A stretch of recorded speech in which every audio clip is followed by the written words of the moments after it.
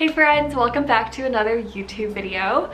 I wanted to take you guys through a bit of a different video today as I'm going to be going through this book. This is The Artist's Way and it's a creative course for artists and I've really been loving it so far, and I want to take you guys with me as I go through this journey and document the whole process. I have to be honest with you guys, I am starting this series a little bit late. I'm actually already 7 weeks in and I've been trying to film it all the way through, but I just haven't been able to find a regular routine yet with it, and so I'm going to try and document as much as possible from here until week 12. So a little bit of background behind this book. This book is by Julia Cameron and it is a course that you go through on creativity. It teaches you how to connect creativity with spirituality and also how to lift some creative blocks that many of us might be experiencing. As you go through the book, you'll notice that there are some tools that the author gives you to follow along with. The first of them being the morning pages. There's also the weekly artist dates where you go once a week on a date with yourself. I've gone to the botanical gardens this week, which I will show later on in this video, as well as some tasks and homework that you can do. Something else really fun that I've been loving about this course is that there's actually a group of 4 of us that get together every week and go through the course together. I really just love this idea of doing it with your friends because creativity can sometimes be a lonely thing, even though it's something that we share with other people. If you can find people to share this experience with, I think it does a great deal in holding each other accountable, as well as just having that sense of connection and unity with some other people. So what this looks like for us is that once a week we will get together, we will have a meeting, and we'll talk about all the tasks that we did together, as well as how we enjoyed our artist dates, and really just check in with each other. And yeah, I've been enjoying it so much so far. And just a heads up, this book can be very time intensive. It's a big commitment for sure, but seeing how much results that I'm getting from the past 7 weeks so far has been so encouraging, and I highly recommend that you guys go check it out as well.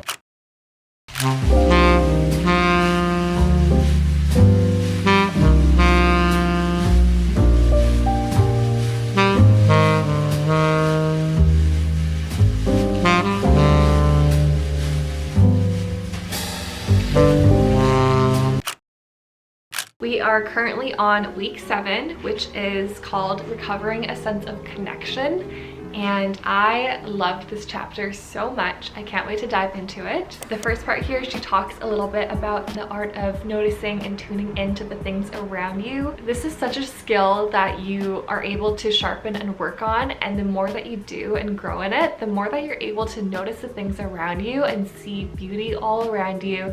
And it also further connects you with the world and helps you be more present as well. She starts off here talking about how art is something that we are not trying to think up or come up with out of thin air, but it's actually something that we get down. I agree with this so wholeheartedly because for the longest time, whenever I would feel blocked, I would be spending so much time in my head ruminating about ideas and what would be the most beneficial thing for me to do, thinking out and strategizing my next steps. But what I wasn't really doing was actually noticing the things around me and taking in those things in as inspiration and jotting those things down instead. Art is an act of tuning in and dropping down the well.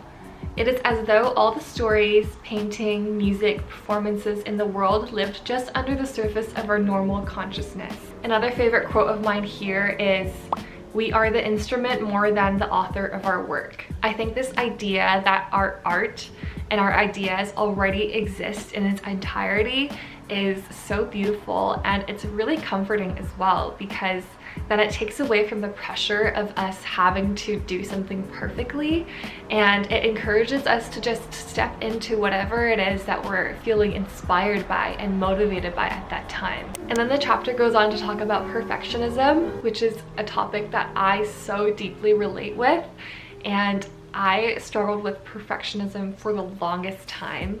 I still do, in fact, and some days are harder than others to not try and overthink certain things and to work on a project over and over again, unable to get to the next step because we have to perfect the current one that we're on. She says, perfectionism is a refusal to let yourself move ahead.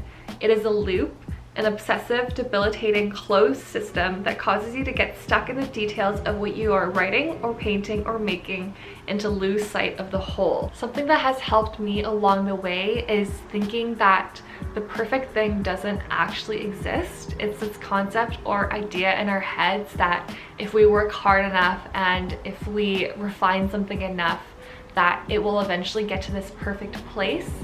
But if nobody else is able to achieve that perfect thing, then what makes you put that high expectation on yourself? I think that the more I go through this course, the more I feel myself just allow myself to take risks and to try new things, to give myself more space to learn and to make mistakes, and to not have to set myself up to such an unrealistic standard, which I feel like has been suffocating me for a really long time. That's really dramatic. I think one of the big things that gets talked about in this book is affirmation practice, and an affirmation that you can tell yourself that to help overcome this perfectionism is, I will let myself nurture my inner artist, or I will allow myself the time to learn and grow as an artist. And I think this is just such a gentle way of reminding yourself that you're proud of where you are now, and you may take the time that you need to slowly get towards where you want to be. And so to end this part off, a question that I wanted to ask you is, if you didn't have to do something perfectly, what is it that you would want to try? Let me know what part of this chapter resonates with you, and if you've done this book before, or maybe you feel inspired to give it a try. I would love to know your thoughts on it. I'm so excited to share with you guys the rest of this journey. Thank you so much for tuning into this video, and I'll see you next time. Bye guys.